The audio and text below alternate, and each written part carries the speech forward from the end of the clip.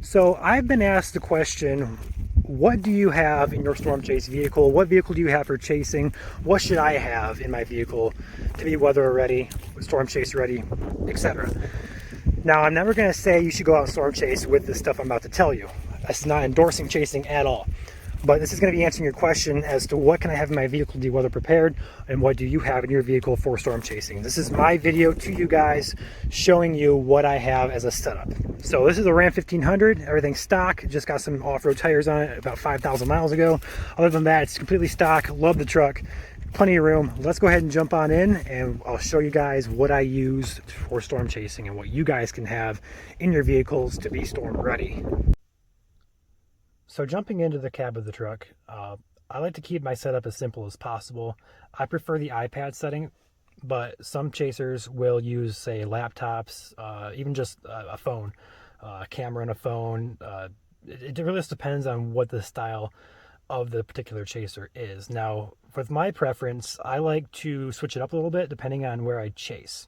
So, for example, if I'm chasing Indiana, Ohio, or Illinois, Iowa, where it's flat and there's barely any hills or trees, I like to run my radar scope app for primarily just to have a glance over, look at the radar, look back out the window, back and forth. Now, if I'm chasing a more complicated terrain where you have trees and hills, like say Michigan or Mississippi, Alabama, Arkansas, like down south, I like to use my map setting just because it's more complicated road network down there, because in Indiana, Ohio, surrounding Midwest states, they have what we call a grid road network, where it's like every mile or 2 miles you're going to have a road, and it's usually either paved or a decent dirt road. But out in the south and out west, even in Oklahoma, Kansas, you're going to find a really wonky road network. So now we kind of covered the iPad. I'll go ahead and cover a few other things that I use. With the iPad, if I'm not running radar or maps, I'm going to parallel the opposite of that on my phone. So if I'm running radar on this, I'm going to run maps on my phone. If I'm running maps on this, I'm going to run radar on my phone. It just really depends on what you prefer that day and where the setup is. So moving on from the iPad, we have communications within our chase group when we like to convoy or when we like to follow each other around, which we actually did quite a bit in 2020. Primarily, we use the app called Zello, which I can just pull up like right there, and I can just push that little microphone. I can talk, and you're going to have one of our staff chasers can come back and say, "Yeah, I copy. Go ahead." But in the event that Zello goes down, because we've had a few instances this year where Zello app or our internet connection is just terrible in a location. So 2021, we're going to implement radios or walkie-talkies.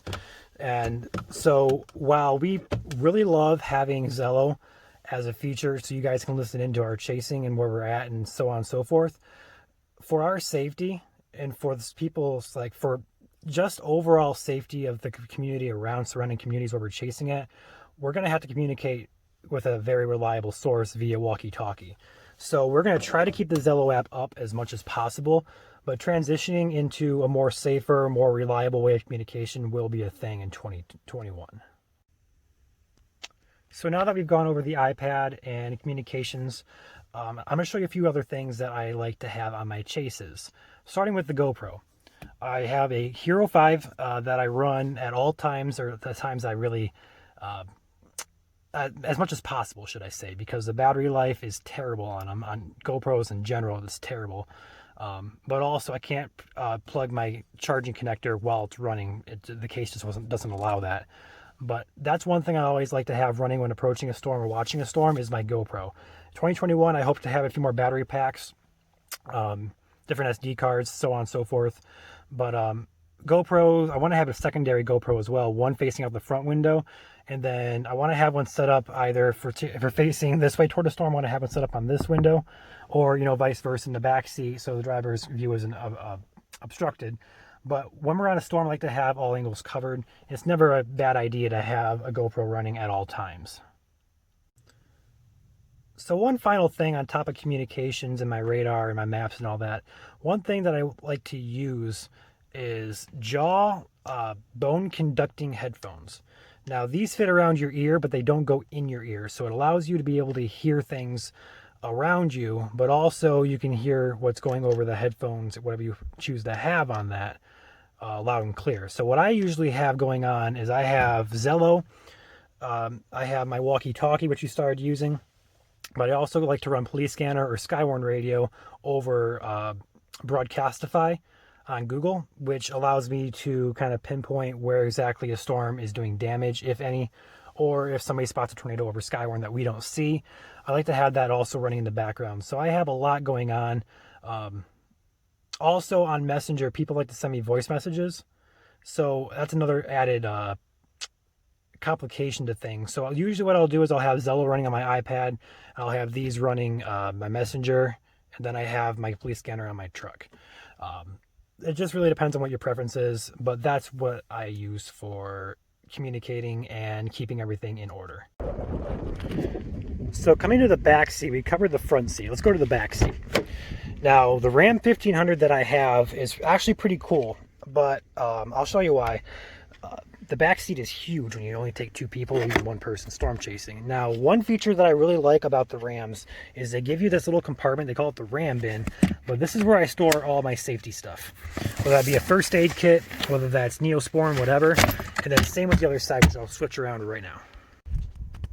And then on this side, you have identical Ram bins. Now, this is my search and rescue bin, and also my anemometer. That's another thing I got to cover. I usually have that up in the front seat with me, but I do have it down here because it's getting to be the off season. But we'll go over each and everything that I have in my search and rescue kit as well as my first aid kit. I'm not going to go over every single thing in a first aid kit. Just give you a general idea of what you should have in case of emergencies.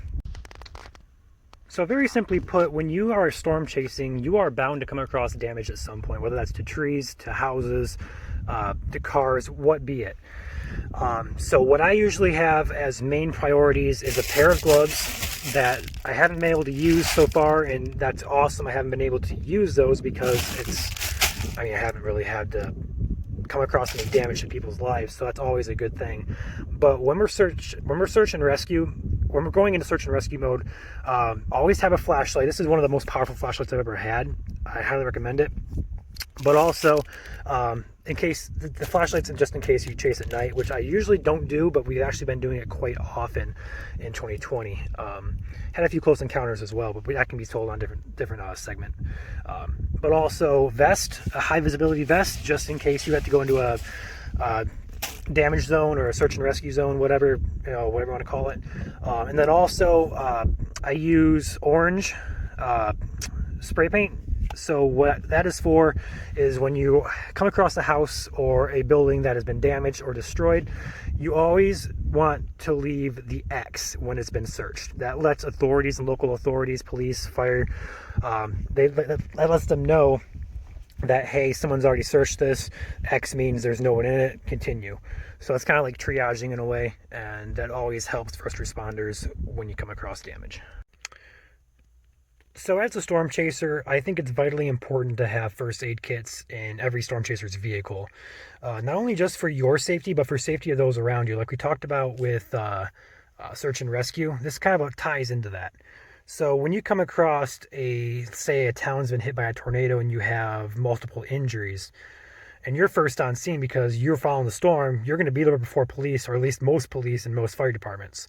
So when you're first on scene, you are basically responsible, or you should be taking some responsibility for caring for people. So that's why I think first aid kits are super important, but not only first aid kits, but actually having the training to apply first aid to wounded victims. Now, I have a very simple first aid kit here with just your very basic gauze, antiseptic, antibiotic cream, whatever be it. I have nitrile gloves, cotton balls, tape, gauze tape. I have plenty of gauze, band-aids, just your basic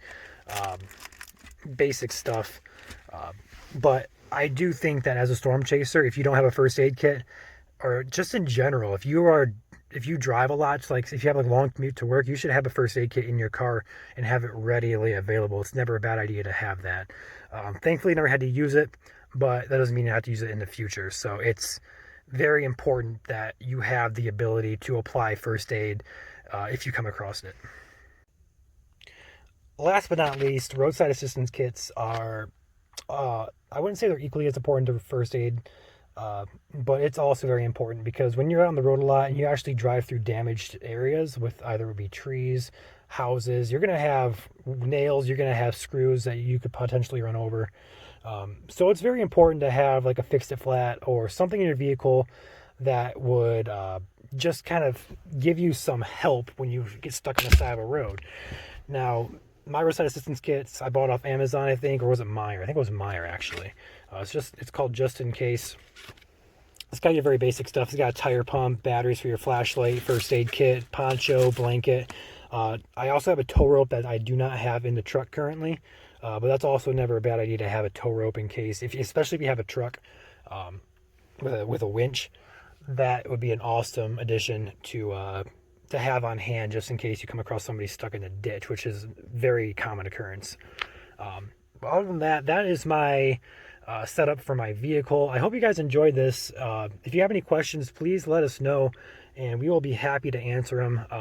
We're all about preparedness, all about awareness. So whatever questions you have, hit us up. We will get back to you ASAP, and I hope you guys have a good day. Stay safe.